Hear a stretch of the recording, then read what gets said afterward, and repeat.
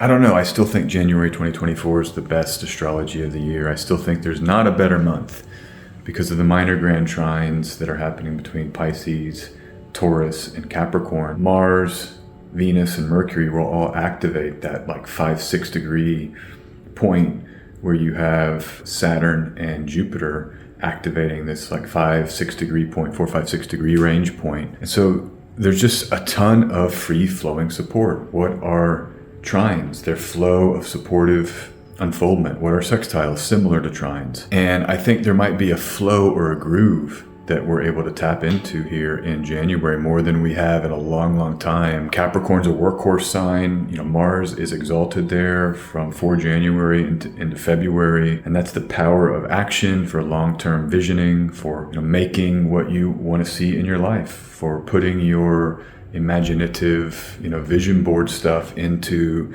tangible form. And this January is such a wonderful opportunity for that. No planets are retrograde of the 7 traditional. A lot of forward movement here.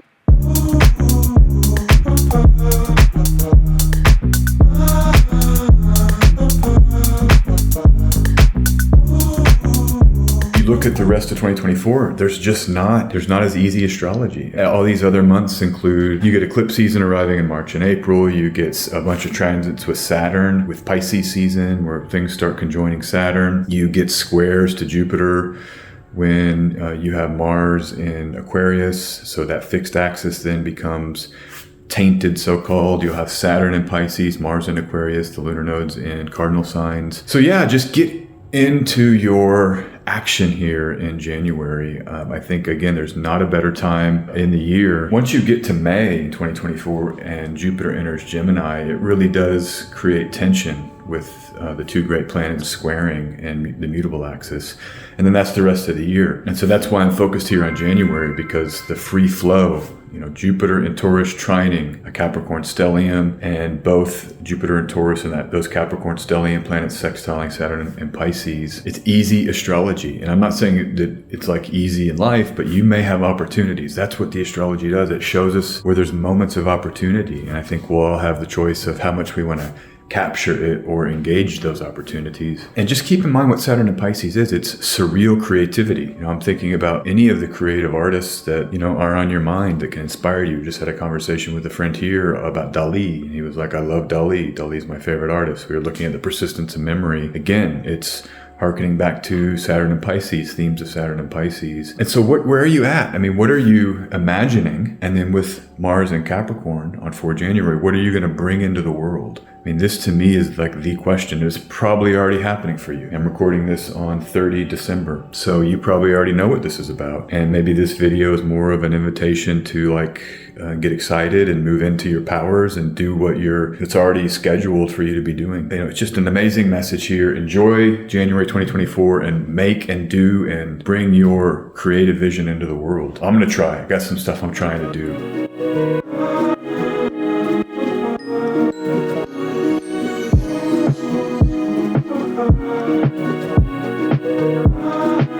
And just one more thing about Salvador Dali.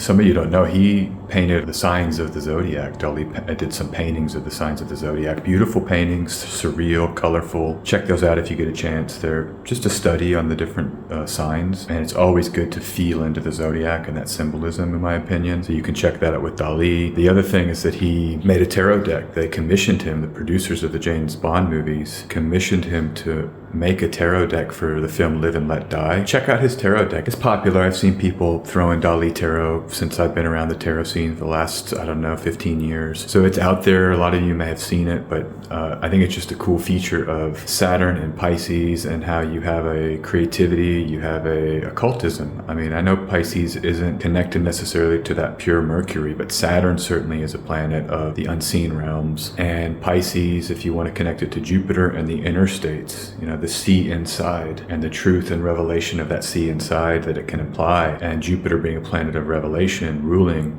by domicile. Venus by exaltation, it's like creative spiritual revelation with Saturn there connecting to these other realms. The Dali tarot and zodiac paintings, I think, are evocative of that. So check those out if you haven't seen them. What I'm on about right now is the creative powers of the spring.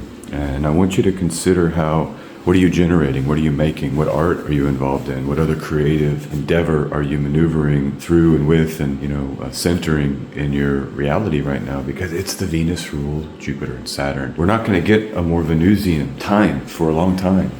This is it. This is your Venus ruled Jupiter and Saturn. Maybe when Jupiter gets into Cancer, there's some more creative energy, but it's of a different nature. It's not pure Venus.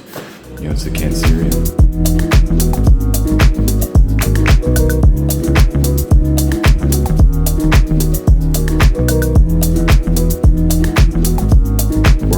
Here just enjoying the ride. 2024 is going to be a major year, a pivot year in a way. In another way, it's a continuation year. It really is 2025 when things get, I think, way more dicey. But after May in 2024, when Jupiter squares Saturn, these are tense energies. And then that eclipse season with March and April eclipses, that can be quite intense. So use this winter to do your thing. And I'll be here with you. I'll talk to you soon. Peace.